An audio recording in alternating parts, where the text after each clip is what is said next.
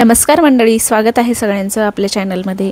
तर आज ना मम्मी बेसन पुरीचे लाडू बनवत होती। म्हणजे जे आपलं बेसन पीठ असतं ना, तर ते दळून आणलेलं होतं आणि त्याचं छान असं पीठ भिजवून घेतलं। त्यानंतर त्याच्या पुऱ्या बनवून तेलामध्ये तळून घेते। बऱ्याच ठिकाणी याला दामट्याचे लाडू देखील म्हणतात, तर आमच्याकडे याला पुरीचे बेसन लाडू म्हटलं जातं। तर हे लाडू आमच्याकडे खास म्हणजे माझ्या घरी खूप आवडतात आणि हा व्लॉग जो आहे हा दिवाळीतला आहे, पण माझं एडिटिंगचं काम बाकी राहिल्यामुळे मी थोडंसं तुमच्यासोबत लेट शेअर करते।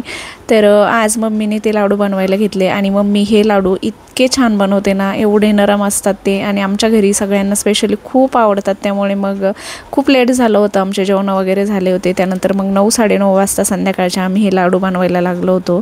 तर पीठ भिजवून घेतलं, त्यानंतर पुऱ्या आता लाटून घेतल्या आणि या पुऱ्या थोड्याशा जाड जरी असल्या तरी पण चालतात, कारण आपल्याला मिक्सरच्या भांड्यामध्ये मस्त अशा बारीक नंतर काढून घ्यायच्या असतात आणि जास्त या लाल पण होऊ द्यायच्या नाही, थोड्याशा अशा पिवळसरच ठेवायच्या, म्हणजे मग लाडूचा कलर पण छान पिवळा येतो।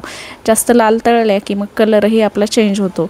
तर आता जायची वेळ झालेली होती, म्हणजे मी माझ्या घरी येणार होते। आता दिवाळीचं कसं असतं, मी इकडून फराळ घेऊन गेले माझ्या घरून जाताना आणि मग तिकडून मम्मी येताना पुन्हा एकदा फराळ बनवून देते। खरं तर दिवाळीचे दिवस संपलेले होते, दिवाळी पण संपलेली होती, पण तरीसुद्धा आता लेकीला सासरी जायचं म्हटल्यावर मग हे सगळं फराळ पाणी आमच्याकडे तरी अशी पद्धत आहे की ते पुन्हा एकदा बनवून दिलं जातं।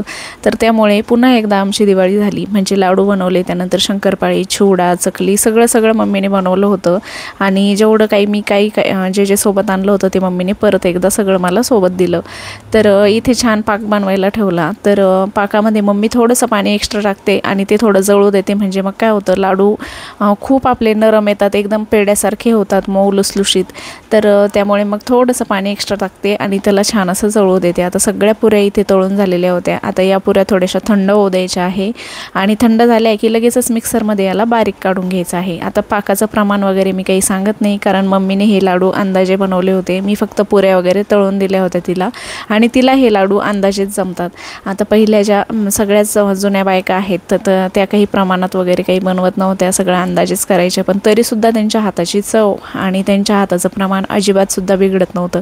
तसंच माझ्या मम्मीचं आहे, ती अंदाजेच सगळं बनवते, पण तिच्या हाताची चव आणि तिचं प्रमाण जे आहे ते कुठल्याही पद्धतीने बिघडत नाही। तर आता पाक आपल्याला असं हलवून घ्यायचा आहे, कारण काय होतं, मग तो खाली लागण्याची शक्यता असते आणि मग त्याची पुन्हा एकदा साखर बनवायला सुरुवात होते। त्यामुळे मग मम्मी सारखं त्याला हलवून घेत आहे आणि मी पूर्ण अशा पुऱ्या तळून घेते।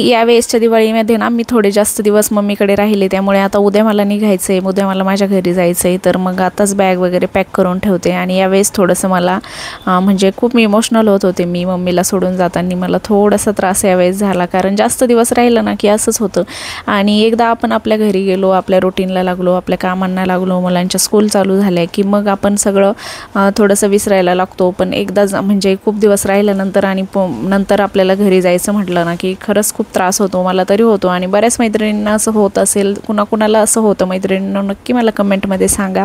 तर याचा मी एक शॉर्ट व्हिडिओ देखील टाकला होता, तर तो सगळ्यांना खूप आवडला आणि तुम्ही खूप सगळं प्रेम दिलं त्या व्हिडिओला, त्याबद्दल सगळ्यांचे मनपूर्वक आभार।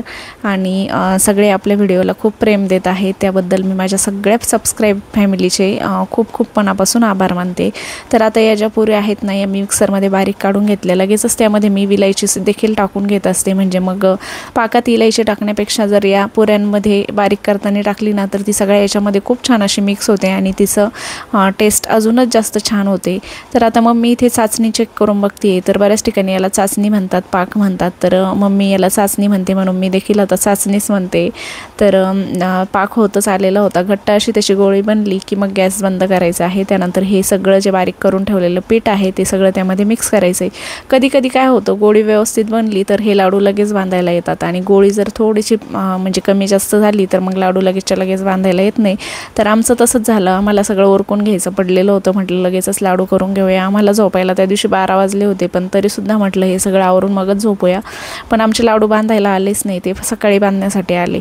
पण असं काही नाही, सकाळी जरी बांधायला आले तरी देखील हे लाडू रात्रभर मुरतात ना, त्यामुळे खूप छान असे नरम होतात. तर खायला अजूनच छान लागतात. त्यामुळे मग एवढं त्याचं काही टेन्शन घ्यायचं काम नाही की लाडू बांधायला आले नाही, आता काय करावं, पातळ झालं. चला आता लाडू तर बनवून झाले आणि आता शंकरपाळे बनवायला घेतले. आता शंकरपाळे देखील पूर्ण बनवून घेतो आणि त्यानंतर सगळं फायनल झाल्याशिवाय आज तर काही आम्हाला झोपायचं नावच घ्यायचं नव्हतं. कारण मग उद्या निघायचं, पुन्हा एकदा स्वयंपाक वगैरे सगळं काही असतं सकाळी आणि मग सकाळच्या गडबडीमध्ये हे सगळं होत नाही. शंकरपाळे देखील आमचे रात्रीच बनवून झालेले होते आणि बाकी मी काही शूट करू शकले नाही. मम्मीसोबत वेळ दिला, मम्मीसोबत वेळ घालवला आणि देवेनी देखील आजच आलेली होती, म्हणजे माझी भाऊजाई. तर आम्ही सगळे बसलो होतो मम्मीजवळ गप्पा मारत आणि मम्मीची यावेळेस थोडीशी तब्येत खराब होती, त्यामुळे माझा जीवच लागत नव्हता निघण्यासाठी. पण आता काय आपल्याला आपल्या घरी यावंच लागतं, त्यामुळे मग थोडा वेळ मम्मीजवळ बसले आणि आता निघायची वेळ देखील झालेली होती. आमचे अण्णा आणि अभयचे पप्पा असे दोघं जण मला घ्यायला आलेले होते, म्हणजे त्यांना त्यांच्या बहिणीकडे जायचं होतं, ते तिकडे गेले आणि त्यानंतर येताना मला घ्यायला आले. चला आता निघायचं आहे. आता उद्यापासून आपले तिकडचे ब्लॉग येतील, म्हणजे माझ्या घरचे ब्लॉग येतील. आता मम्मीकडे राहून झालं आणि छान एन्जॉय देखील केला. ते व्हिडिओ देखील तुम्हाला सगळ्यांना खूप खूप आवडले आणि आता पुन्हा एकदा उन्हाळ्याच्या सुट्टीमध्ये येऊ. तोपर्यंत मग आता सुट्ट्या काही नाहीच मध्ये यायचं म्हटलं तर. आता भैयानी पण माझं दर्शन वगैरे घेतलं आणि मुलांनासुद्धा खूप छान वाटतं आणि मामा पण खूप खुश राहतात ज्यावेळेस अभय आणि शरीव इकडे असतात ना मामाच्या घरी, कारण ते दोघं जण खूप धिंगाणा करतात आणि यांच्यासोबत कंटिन्यू त्यांचे भांडणं हे ते चालूच असतं. त्यामुळे मग माझ्या भावांना देखील खूप करमतं. आणि ना इथे एक जास्वंदाचं पिवळ्या कलरचं झाड पप्पाने आणलेलं होतं बरं का, पण मला ना ते खूपच जास्त आवडलं. तर मी बघितलं तेव्हाच म्हटलं पप्पा मला हे खूप आवडलं, झाड मस्त आहे. तर पप्पा म्हणे तू जाताना घेऊन जा, मी आमच्यासाठी दुसरं घेऊन येईल.